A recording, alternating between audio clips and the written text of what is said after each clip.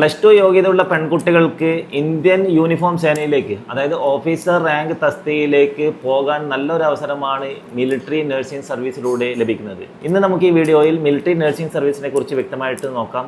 എന്താണ് ഇതിൻ്റെ യോഗ്യത, അതിനുശേഷം ഏത് റാങ്കിലാണ് ഇതിൻ്റെ പോസ്റ്റിംഗ് ലഭിക്കുന്നത്, എവിടെയൊക്കെയാണ് സർവീസ് ചെയ്യേണ്ടത്, അതുപോലെ തന്നെ ഇതിൻ്റെ സെലക്ഷൻ പ്രൊസീജിയർ എന്തൊക്കെയാണെന്ന് വളരെ വ്യക്തമായിട്ട് നമുക്ക് ഈ വീഡിയോയിലൂടെ ഇന്ന് പരിചയപ്പെടാം. ആദ്യമായിട്ടാണ് ഇതിൻ്റെ ഏജ് ലിമിറ്റ് വരുന്നത്. 17നും 24നും ഇടയിൽ പ്രായപരിധിയുള്ള +2 യോഗ്യത ഫിസിക്സ്, കെമിസ്ട്രി, ബയോളജി, അതുപോലെ തന്നെ ഇംഗ്ലീഷ്. ഇതിൽ 50% കൂടി എക്സാം ക്ലിയർ ചെയ്ത പെൺകുട്ടികൾക്കാണ് ഇതിൻ്റെ അപ്ലിക്കേഷൻ കൊടുക്കാൻ സാധിക്കുന്നത്. 17നും 24നും ഇടയിലാണ് ഇതിൻ്റെ പ്രായപരിധി വരുന്നത്. ഇതിൽ അൺമാരീഡ് വുമൻസിന് മാത്രം, അതുപോലെ തന്നെ ലീഗലി ഡൈവോഴ്സ് ആണെങ്കിൽ അവർക്കും അപ്ലിക്കേഷൻ കൊടുക്കാൻ സാധിക്കുന്നതാണ്. ഇതിൽ വർഷത്തിൽ ഒരു തവണയാണ് ഇതിൻ്റെ എക്സാം വരുന്നത്. ആദ്യം ഇതിൻ്റെ എഡ്യൂക്കേഷൻ ക്വാളിഫിക്കേഷൻ എന്താണെന്ന് വെച്ചാൽ നീറ്റ് എക്സാം കമ്പൽസറി പാസ്സാവണം എന്നുള്ളത് വളരെ നിർബന്ധമാണ്. ആയതിനാൽ MNSന് വേണ്ടി പ്രിപ്പറേഷൻ ചെയ്യുന്ന ഓരോ ഉദ്യോഗാർത്ഥിയും വളരെ കെയർ കൊടുക്കേണ്ട ഒരു കാര്യമാണ് നീറ്റ് എക്സാം. നീറ്റ് എക്സാമിനേഷനകത്ത് ക്വാളിഫൈ ആകുന്നവരെ ഷോർട്ട് ലിസ്റ്റ് ചെയ്യപ്പെടും. അവരെയാണ് അടുത്ത സ്റ്റേജ് ആയിട്ടുള്ള എക്സാമിനേഷന്, അതായത് ടെസ്റ്റ് ഓഫ് ജനറൽ ഇന്റലിജൻസ്, അതുപോലെ തന്നെ ജനറൽ ഇംഗ്ലീഷ്, ഇതിന്റെ ഒരു എക്സാമാണ് നടക്കുന്നത്. 80 ക്വസ്റ്റ്യന്റെ 1.5 മണിക്കൂറാണ് ഇതിന്റെ റിട്ടേൺ എക്സാമിനേഷനിൽ നടക്കുന്നത്. അടുത്തതാണ് ഇതിന്റെ PAT, സൈക്കോളജിക്കൽ അസസ്മെന്റ് ടെസ്റ്റ്. ഇതിൽ മിലിറ്ററി നഴ്സിംഗ് സർവീസിനെ കുറിച്ച്, അതുപോലെ തന്നെ മിലിറ്ററി സർവീസിനെ കുറിച്ചിട്ടുള്ള ഒബ്ജക്റ്റീവ് ടൈപ്പിലുള്ള ക്വസ്റ്റ്യൻ ആയിരിക്കും നിങ്ങളോട് അവിടെ ചോദിക്കാൻ പോകുന്നത്. സെക്കൻഡ് സ്റ്റേജ് ആണ് റിട്ടേൺ എക്സാമിനേഷൻ, അതായത് test of general intelligence, general ഇംഗ്ലീഷിന്റെ എക്സാമിനേഷൻ ക്ലിയർ ചെയ്തു. ദെൻ അടുത്ത സ്റ്റേജ് ആണ് ഇതിൻ്റെ ഇൻ്റർവ്യൂ വരുന്നത്.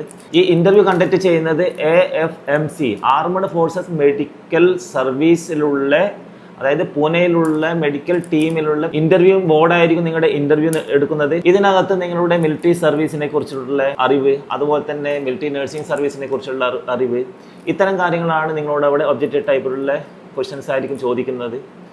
അടുത്ത സ്റ്റേജാണ് മെഡിക്കൽ ടെസ്റ്റിനകത്ത് നമ്മുടെ മെഡിക്കൽ റൂൾസിനകത്ത് കൊടുത്തിട്ടുള്ള ഓരോ കാര്യവും, അതായത് ഫുൾ ബോഡി പാർട്സ് ആണ് ഇതിൽ ചെക്ക് ചെയ്യുന്നത്.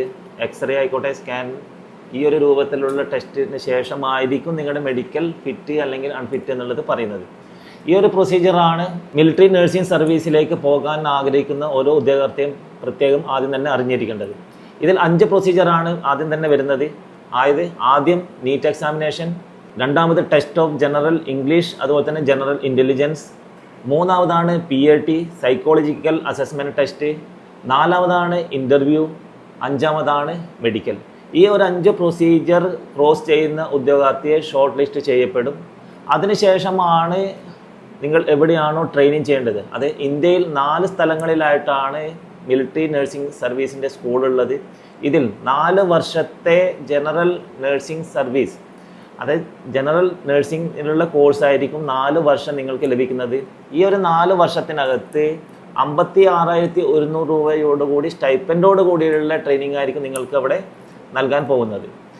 ഇതിൽ 4 വർഷത്തെ ട്രെയിനിങ്ങിന് ശേഷം ലെഫ്റ്റനൻറ്റ് റാങ്കോട് കൂടിയായിരിക്കും നിങ്ങൾ സ്റ്റാർട്ടിങ് തന്നെ സർവീസ് ആരംഭിക്കുന്നത്. ഇത് 2 കാറ്റഗറിയിലുള്ള പോസ്റ്റിംഗ് ആണ് ലഭിക്കുന്നത്. ഒന്ന് ഷോർട്ട് സർവീസ്, അതുപോലെ തന്നെ പെർമനൻറ്റ്. നല്ല മാർക്കോട് കൂടി, അതായത് നല്ല പെർഫോമൻസോട് കൂടി ഈ 4 വർഷത്തെ കോഴ്സ് കംപ്ലീറ്റ് ചെയ്യുന്നവരെ പെർമനൻറ്റ് പോസ്റ്റിലേക്കും, ആവറേജ്, അതായത് കുറച്ച് മാർക്ക് കുറഞ്ഞുള്ള ഉദ്യോഗാർത്ഥിയാണെങ്കിൽ അവരുടെ ഷോർട്ട് ലിസ്റ്റ് ചെയ്തുകൊണ്ട് അവരെ ഷോർട്ട് സർവീസ് കമ്മീഷൻ SSCയിലേക്കാണ് അവർ മാറ്റുന്നത്. ഷോർട്ട് സർവീസിലുള്ള ഉദ്യോഗാർത്ഥികളെ അവിടെ ചെന്നതിന് ശേഷം, സർവീസിന് ശേഷം അവിടെ എക്സാം നടത്തപ്പെടുന്നതാണ്. എക്സാമിനേഷനകത്ത് ക്ലിയർ ചെയ്യുന്നവരെ പെർമനന്റ് കമ്മീഷനിലേക്ക് മാറ്റപ്പെടുന്നതാണ്. അവരുടെ സർവീസ് എന്നുള്ളത് സ്റ്റാർട്ടിങ് തൊട്ട് തന്നെ ആഡ് ചെയ്യപ്പെടുന്നതാണ്. ഒന്നാണ് ടൈം സ്കെയിൽ, അതായത് 3 വർഷത്തിന് ശേഷം ക്യാപ്റ്റൻ, 7 വർഷത്തിന് ശേഷം മേജർ, അങ്ങനെയുള്ള പ്രൊമോഷൻ. അതുപോലെ തന്നെയാണ് നമ്മുടെ ഓൺ സെലക്ഷനിലെ കൂടെ നമ്മുടെ കഴിവിനനുസരിച്ചിട്ട് എക്സാം ക്ലിയർ ചെയ്തുകൊണ്ടുള്ള പ്രൊമോഷനും. ഇത് പ്രൊമോഷൻ ഓരോ വർഷത്തിനകത്ത് നമ്മൾ കൂടിക്കൊണ്ടേയിരിക്കും. അതുപോലെ തന്നെ ഓൾ ഇന്ത്യ ലെവലിലാണ് ഇതിൻ്റെ സർവീസ് ചെയ്യാൻ ഓൾ ആർമഡ് ഫോഴ്സസിൻ്റെ മിലിറ്ററി ഹോസ്പിറ്റലുകളിലായിരിക്കും ഇതിൻ്റെ പോസ്റ്റിംഗ് നിങ്ങൾക്ക് ലഭിക്കുന്നത്. ഡ്യൂറിങ് ഓപ്പറേഷൻ നടക്കുകയാണെങ്കിൽ ആ ഒരു ഇടങ്ങളിലേക്കും സർവീസ് ചെയ്യാൻ ബാധ്യത നിങ്ങൾക്ക് ഉണ്ടാവുന്നതാണ്. ഇത്തരം കാര്യങ്ങളാണ് മെയിൻ ഇതിൻ്റെ മിലിറ്ററി നഴ്സിംഗ് സർവീസിനെ കുറിച്ച് അറിയേണ്ടത്. അതുപോലെ തന്നെയാണ് നമ്മുടെ ഇതിൻ്റെ സ്റ്റാർട്ടിങ്.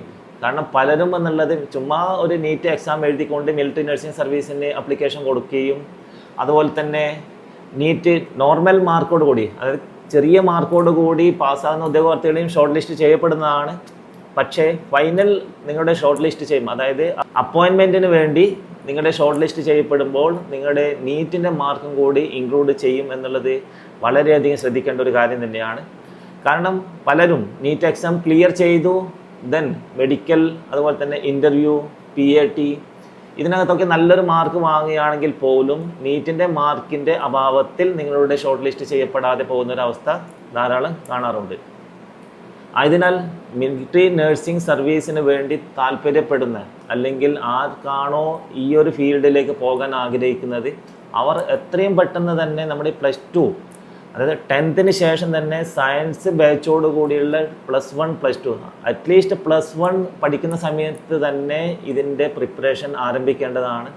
എങ്കിൽ മാത്രമാണ് നമുക്ക് ഈ ഒരു വർഷം, അതായത് +2 പഠിക്കുന്ന സമയത്ത്, സെക്കൻഡ് ഇയർ പഠിക്കുന്ന സമയത്ത് തന്നെ നമുക്ക് അപ്ലിക്കേഷൻ കൊടുക്കാൻ സാധിക്കുന്നതാണ്. ഇല്ലെങ്കിൽ അറ്റ്ലീസ്റ്റ് ഒരു 1 year പ്രിപ്പറേഷൻ എങ്കിലും ഈ നീറ്റ് എക്സാമിന് വേണ്ടി മാറ്റി വെക്കുക. അതിനുശേഷമാണ് നമ്മൾ ജനറൽ ഇംഗ്ലീഷ്, അതായത് ക്വാളിഫിക്കേഷനായി ദെൻ മിലിറ്ററി നഴ്സിംഗ് സർവീസിന് അപ്ലിക്കേഷൻ വരുന്ന സമയത്ത് അപ്ലിക്കേഷൻ കൊടുക്കുക. അത് ഓൺലൈൻ അപ്ലിക്കേഷനാണ് കൊടുക്കേണ്ടത്. അതിന് ശേഷം നിങ്ങൾ ഈ ഒരു ജനറൽ ഇംഗ്ലീഷ്, അതുപോലെ തന്നെ ജനറൽ ഇൻ്റലിജൻസ്, അതിന് മാക്സിമം, അതിന് ഏറ്റവും ബെറ്റർ ആയിട്ടുള്ള ഒരു കാര്യമാണ് ന്യൂസ് പേപ്പർ റീഡിങ് എന്നുള്ളത്. ദ ഹിന്ദു പേപ്പർ, അതായത് ഇംഗ്ലീഷ് ന്യൂസ് പേപ്പർ, അതുപോലെ തന്നെ ഇംഗ്ലീഷ് ന്യൂസ് ചാനലുകൾ വാച്ച് ചെയ്യുക. അതിലേക്കൂടി നമ്മുടെ ഇംഗ്ലീഷ് മാക്സിമം കമ്മ്യൂണിക്കേഷൻ എന്നുള്ളത്, ഇംഗ്ലീഷിൻ്റെ കമ്മ്യൂണിക്കേഷനിലായി. കാരണം ഇൻ്റർവ്യൂ നടക്കുന്നത് ഹിന്ദി അല്ലെങ്കിൽ ഇംഗ്ലീഷ് 2 ഓപ്ഷൻ മാത്രമേ ഉള്ളൂ. കേരളത്തിലുള്ള ഒരു ഉദ്യോഗാർത്ഥിയാണെങ്കിൽ ഇംഗ്ലീഷ് നിർബന്ധമായി അറിഞ്ഞിരിക്കണം. കാരണം അതർ ദാൻ സ്റ്റേറ്റ്, അതായത് ഇന്ത്യയിലെ കേരളത്തിൻ്റെ പുറത്തുള്ള ഓരോ സ്റ്റേറ്റിലുള്ള ഉദ്യോഗാർത്ഥികൾക്കും അവരുടെ മുന്നിൽ കേരളത്തിലെ ഓരോ പെൺകുട്ടികളും ആയിക്കോട്ടെ അല്ലെങ്കിൽ ഓരോ ഉദ്യോഗാർത്ഥിയെയും വളരെയധികം ഫോക്കസോട് കൂടിയാണ് അവർ കാണാറുള്ളത്. കാരണം എഡ്യൂക്കേഷനിൽ നമ്പർ 1 എന്നുള്ളതിൻ്റെ ഒരു പ്രിയോറിറ്റി പോലും അവർ ഇൻ്റർവ്യൂ ബോഡിയിൽ പ്രതീക്ഷിച്ചുകൊണ്ടായിരിക്കും കേരളത്തിലെ ഒരു ഉദ്യോഗാർത്ഥി അവരുടെ ഇൻ്റർവ്യൂ ബോഡിയിൽ നിങ്ങൾ ഫേസ് ചെയ്യുമ്പോൾ നിങ്ങൾക്ക് മനസ്സിലാകുന്ന ഒരു കാര്യം തന്നെയാണ്. ആയതിനാൽ MNSന് വേണ്ടി പ്രിപ്പറേഷൻ ചെയ്യുന്ന ഓരോ ഉദ്യോഗാർത്ഥിയും ഈ വീഡിയോയിൽ പറഞ്ഞിട്ടുള്ള ഓരോ കാര്യത്തിനെയും ഫോക്കസ് ചെയ്തുകൊണ്ടാവണം മുന്നോട്ടേക്ക് പോകേണ്ടത്. അതുപോലെ തന്നെ ഈ വരുന്ന MNSൻ്റെ എക്സാം എഴുതാൻ പോകുന്നതും അതുപോലെ തന്നെ ഇൻ്റർവ്യൂ ഫേസ് ചെയ്യാൻ പോകുന്ന ഓരോ ഉദ്യോഗാർത്ഥികൾക്കും ബെസ്റ്റ് ഓഫ് ലക്ക്.